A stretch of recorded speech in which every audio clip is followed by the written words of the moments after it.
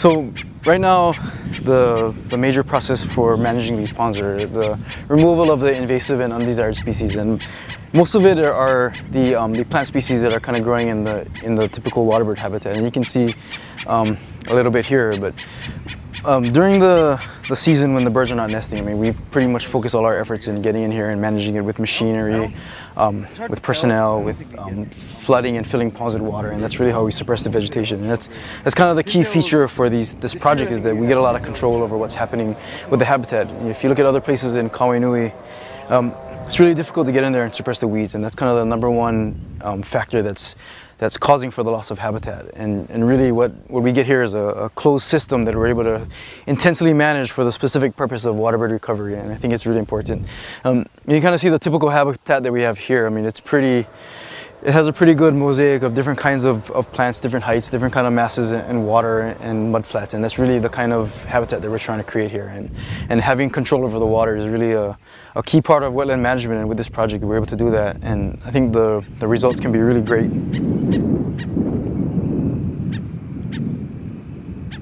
So we see a lot of new recruitment in bird species, and particularly the birds that we're targeting, the stilts, the coots, and the moorhens. And prior to this area was a pasture, and there really wasn't any habitat for birds. And so as soon as these ponds were built, and as soon as we started pumping water in here and getting some habitat work, then we've seen the populations of birds just really skyrocket.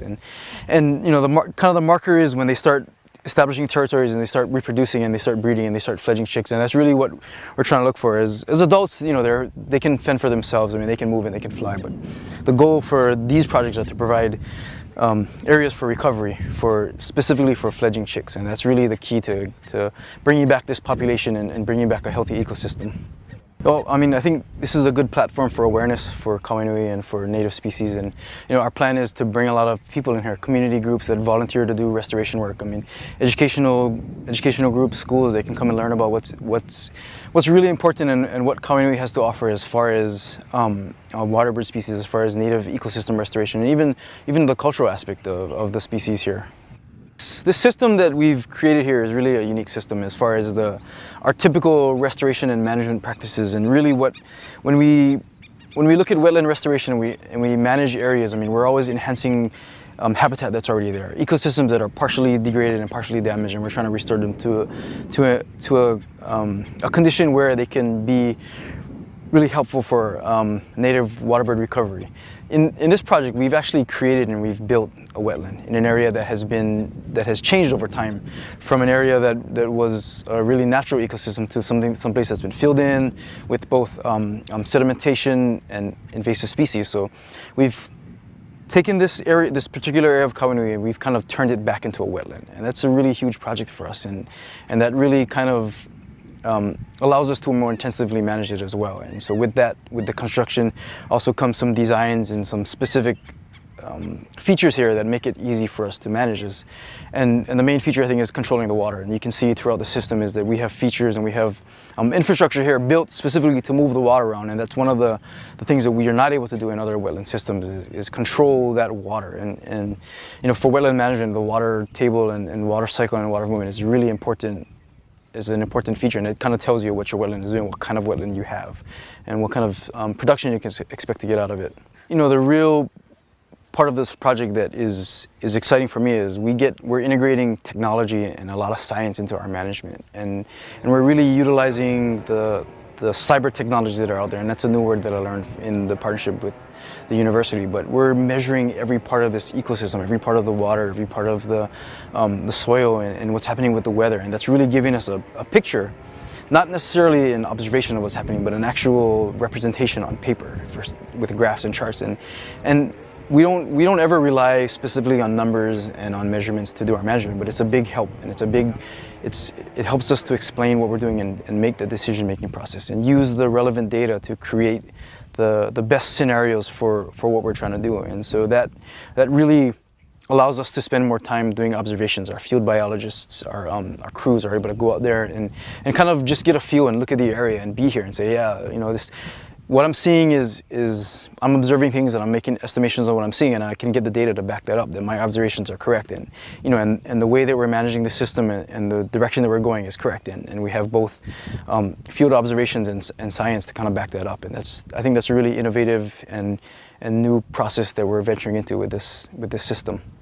Priority for the Division of Forestry and Wildlife is waterbird recovery for this area, ecosystem recovery, waterbird species recovery. So, we're not saying that this is the model that we're going to follow throughout the marsh, but any project or any operations that we undertake is going to be specific for that purpose. So the plan is definitely to remove invasive species, to create the specific ecosystem that is going to provide the greatest benefit to the waterbird species. So, this is one way that we can do wetland management. It's a very highly managed product. The management is very intense. The cost is very high, but the benefits are great. And so we have models and we have other areas that we're working on, and we're doing more of a passive approach where we're trying to simply clear out invasive species, enhance the habitat that's already present, and hope the species can kind of utilize the habitat that's already there. And that is a more low cost and a more long-term solution for the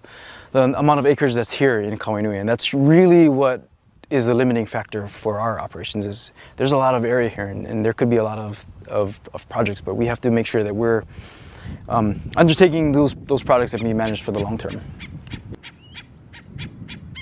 We spend thousands and thousands of hours here, cutting grass. You can stand here and watch the grass grow, and I think, that's the kind of system we're dealing with, and it benefits the birds in one way, is that because of the great climate and the great weather that we have here. I mean, we have this kind of we have pretty much a static weather condition, and unlike other wetlands in other places, we don't get that the changes in the seasons that naturally suppress vegetation and allow things to kind of settle back. And we have a constant period of growth and a constant flux of invasive species. And so we really need to control it all year round. And for us to walk away from it and for us to not have a management plan that specifically deals with it is going to just turn it into what it used to be in a matter of months. Basically, we rely heavily on partnerships, and the way I see it, we're managing this resource. It's in Kailua and it belongs to Kailua. So, we highly encourage the community groups, and not just from Kailua, but from anywhere, to come in and experience it.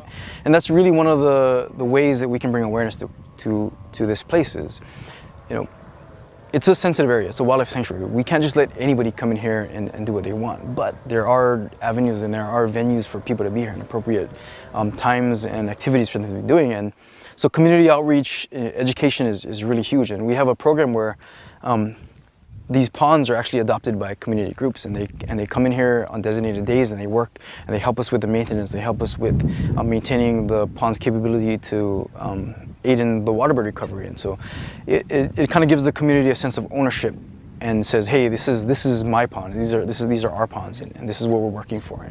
And that's really the most beneficial to the division. We're a government agency. I mean, guys are here, guys are there. We get people come and people go. The community, they're always here. They live here. This is their backyard, and so that's really the key to the long-term preservation of this area.